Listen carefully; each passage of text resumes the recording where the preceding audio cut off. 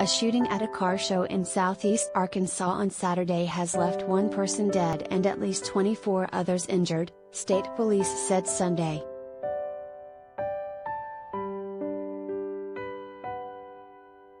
One person is in custody after gunfire swept through a crowd at the event in Dumas shortly after 7 p.m. Saturday. A search is continuing for any others who may have participated in the shooting, Arkansas State Police said in a statement.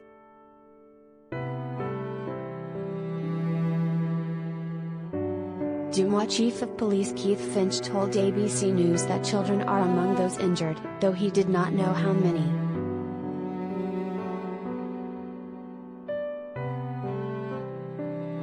Wallace McGee, who organized the event, teared up while expressing his condolences to those impacted by the gun violence.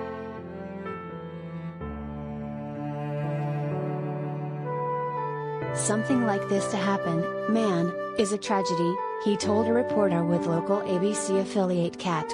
We did this here for 16 years without a problem. You know what I mean?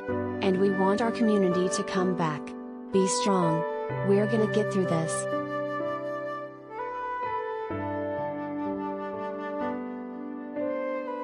Chris Jones, a Democrat running for Arkansas governor, said he was attending the car show earlier in the day.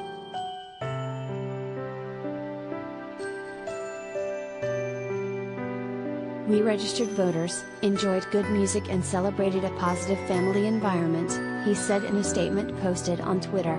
I am deeply saddened, and honestly angered, by this tragedy.